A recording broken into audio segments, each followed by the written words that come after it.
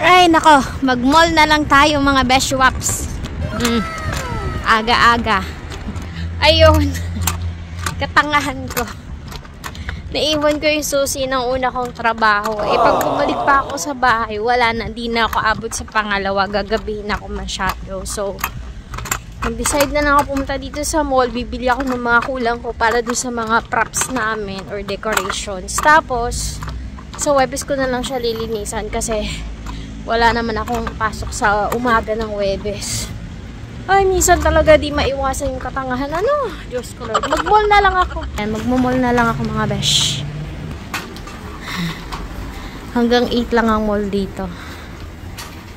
Di katulad sa Pinas. O, diba? Wala pang tao. Doon po pala sa kabila yung pupuntahan ko. Ayun na nga ho, pagpasok ko dun sa isang store is naghanap na ako ng mga pang-decorate. Naghanap talaga ako ng silver and black na glitters and then cutter. Pero wala, ending wala. Nakadalawang balik ako dyan kaya inabot din ako ng 1 oras sa loob ng mall, which paglabas ko, ang dami ng tao mga besh. Pumunta pa ako dun sa kabilang malaking Albertine kasi baka meron dun pero wala talaga eh. So ayun, naging successful naman ang aming Halloween party, and sa mga susunod na araw ipapakita ko sa inyo ang video mga besh, kahit konti lang ang aking video dahil ako'y busy. Ayun, maganda mag-mall pag wala pang tao, maraming tao.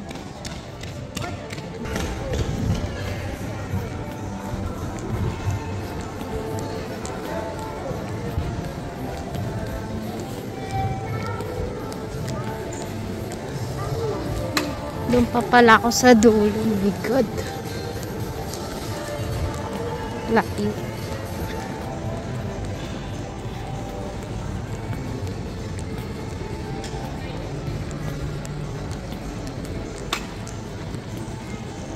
Nakabili na akong 2023. Tapos yung ganito, orange na balloon. Pero wala talagang black. Ang meron ay silver. Walang black. Ganun. So, ayun.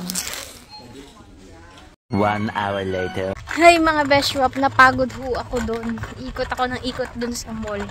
Kakahanap ng cutter, wala akong nakita. So, ang init. Tirik ang araw pero ang lamig kasi mahangin. Ito na ako, papunta na ako sa trabaho. Lakas ng hangin, oh. Diyan nakatira yung crayfish. Kaso walang tilapia dyan at bangus. Grabe yung hangin, oh. Ayun mga besh, after 7 hours. Pauwi na ho ako. Ginabi na naman ako. Alas 7 na ho ng gabi ngayon. Pero maliwaliwanag. Alas 7 na ho yan, ah. Tapos may apuntahan pa ako after. Mauwi lang ako at gapalit. Tapos punta na ako sa bahay ni isang beshwap. Di pa tapos kami gumawa ng mga decoration for Halloween party. So siya na mga besh. Yun lang ho at maraming salamat sa walang sawang suporta. Lagi nating tatandaan, always be good and choose to be good. Bye for now! The next day. Good morning everyone! Nakakapagod ang life, pero ganun talaga. So, taglamig na ho talaga din eh. Pero ngayon medyo mainit-init. Kahapon, grabing lamig. Tsaka nung Tuesday, kasi ngayon ay Webes na. And for that, napuyat ako Tuesday night kasi gumawa kami ng props for Halloween party. Sobrang lamig, nilamig ako. Ayun, hindi ako pumasok kahapon. Sobrang sakit ng katawan ko. Para akong tatrangkasuhin. Buti na lang nawala. Matulog lang ako maghapon. Kahapon di ako lumabas. Wala akong pagkain. Buti na lang may mga dila-dilata pa sa ano ko, sa cabinet. Ayun, niluto ko. Kinisa ko yung tuna. Tapos, syempre, okay naman ako. Ngayon ay dalawa yung trabaho ko. Dapat wala akong trabaho bukas eh. Since di ako nakapasok kahapon, in-adjust ko. So, may pasok din ako bukas, dalawa. Ay, life. Ito na ho yung kalbaryo ko. Konting lamig lang eh. Hindi na kaya ng katawan ko. Kaya gusto ko na akong umuwi. Hopefully, and I'm praying na last winter ko na ito. Tingnan nyo yung tanak. Oh, ang ganda, diba? Oh, ha? Later. Hi mga besh, nakatapos ako ng 5 hours. May 2 hours pa ako, so maaga pa pupuntahan ko na. Ay, thank you Lord. Tapos bukas, 6 na oras yung trabaho. Pero good thing, magkapit bahay lang sila. Aray ko, hirap ako mag-step. So buti hindi na masyadong malamig. Hopefully, hindi na siya lalamig. Pero winter na eh. Ay. Hinday niyo pagod na. Pahinga muna. Nandun yung amo ko sa baba. May meeting. Dito ako sa taas. Naglinis ako ng shower. Nabasahin pa ako. Nabasahin na yung Diyos ko. Di bali, pauwi na naman ako after this. Ang lamig pa naman. Patapos na. Hello mga besh! Waps! Nakauwi na ho ako ng bahay, so magluto tayo ng mabilisang ulam. Meron ako ditong sayote at tokwa. Miss ko lang maggulay, so let's do this mga besh! So ayun mga besh, tinuyo ko lang yung ating tofu, tapos hiniwa-hiwa ko ng maliliit. Tapos ayan, pinirito ko na syempre kasi gusto ko medyo tostado yung tofu. And habang nagluluto ako ng tofu o napiprito, hiniwa ko na yung mga kailangan natin para sa ginisang sayote. Syempre, hiniwa ko yung sayote, tapos naghiwa din ako ng sibuyas, bawang. And then, ayan na, ginisa ko na. And nilagay ko na yung sibuyas, bawang, kamatis. Syempre, yung ating sayote. And pinakuluan ko mga 15 minutes o 20 minutes. And syempre, after that, lalagyan ko na ng itlog. Natutunan ko lang yung dati sa boarding house ko. Matagal na panahon na. Ayan, so, kahit isang sayote mapaparami mga beshuops. So, ayun, namiss ko kasi yung mga ganito, simpleng ulam, simpleng ulam. Kasi mostly kami dito, karne. Mas mura pa yung karne kaysa sa gulay. Luto na ho ang ating ginisang sayote para ho at makain na. Tapos, ari na po yung tokwang pinrito. Ayun, nabanatan ko na. At ari lang yung kanin ko, bahaw. Pero ininit ko na yun sa microwave. So, tara ho, makain mga besh. Kain na po. Iba talaga pag pagkain Pinoy. Kahit simple, masarap. Ang bilis ng araw ngayon, mga besh waps. Bukas ay Biyernes na naman. Tapos Sabado, Linggo. Sarap.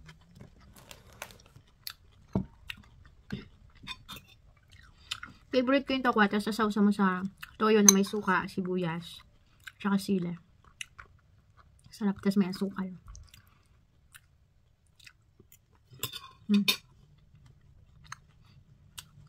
The next day. Good morning mga beshwaps at kabayan. So, maulan today. Hindi pwede mag-step. Mababasa ako. At saka may lakad ako later eh. So, 9:30 na ako nakaalis ng bahay. Siguro makakarating ako mamayang gabi 9 or 10 kasi dalawa yung trabaho ko. Aside from that, English eh. Pagtapos ng trabaho ko, may appointment ako. Mag-aayos ng preparation para sa Halloween party tomorrow. And then after that, makikikain na naman ako, makiki-birthday. Kasi birthday ng aking kaibigan na si Ate Irene. Dapat bukas yun, pero in-adjust na. Dahil sa Halloween party bukas. Diba? Ganun ka-support itong mga kaibigan. I-adjust ang birthday. Ayun. So, maulan today. Yan. Delikado mag-step, madulas. Ramdam ko na siya. Kaya, wakato na naman ang person niyo, mga besyang inday nyo. Kagabi, nakapulot ako ng inflatable. Yung yung parang rubber boat. Diyan, Diyan sa basurahan na yan. Nakalagay siya sa taas ng basurahan. Kasi dito, pag basura na talaga, hindi nila ilalagay sa labas. Tatapong talaga mismo nila. So, nakalagay siya sa taas. So, mamaya, si Ining, sa bahay matutulog, may dalang pang pump, electric pump. So, tingnan natin kung gagana. Kasi pag walang butas yun, abay, ipapadala ko pa uwi. At may laruan naman ang aking pamangkin pag nagligo sa dagat. Ayun, nakakahingal kasi mabagal tayo maglakad mga besh. Ito po yung pinakaayaw kong season dito sa Netherlands. Autumn. Kasi maulan. Maulan na, mahangin pa, malamig. Malamig din naman pag winter, pero hindi masyadong maulan. Snow lang. Or yellow. Pero ito kasi maulan eh. Iba kasi yung dating ng ulan. Nakakalungkot. Charot. Tingnan wala masyadong tao. Oh, diba? Kasi nga, maulan. Sa loob lang sila ng bahay. 6 hours later.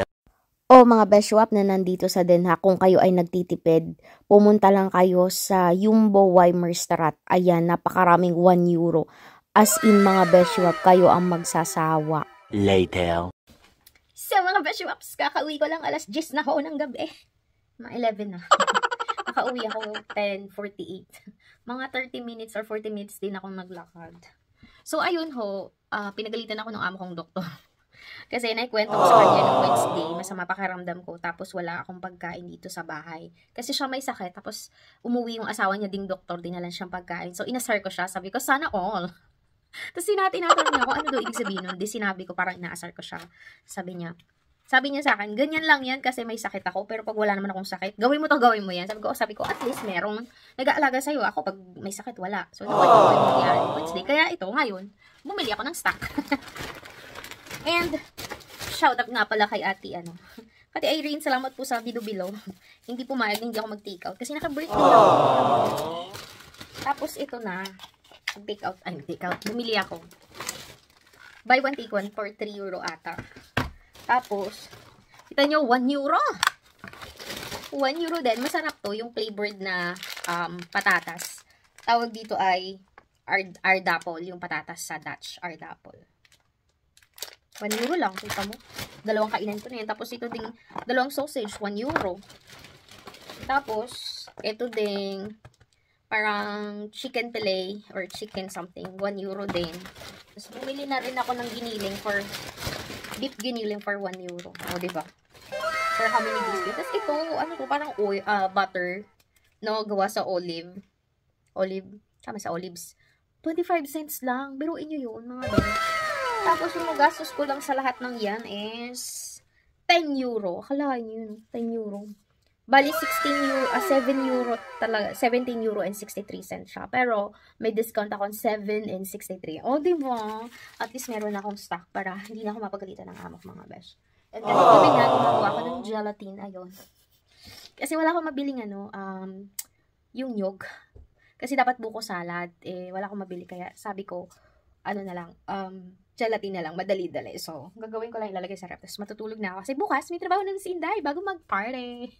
So, yun lang mga Beshwap at maraming salamat. Shoutout ho sa lahat, sa inyong lahat dyan. Walang sawang sumusuporta sa akin.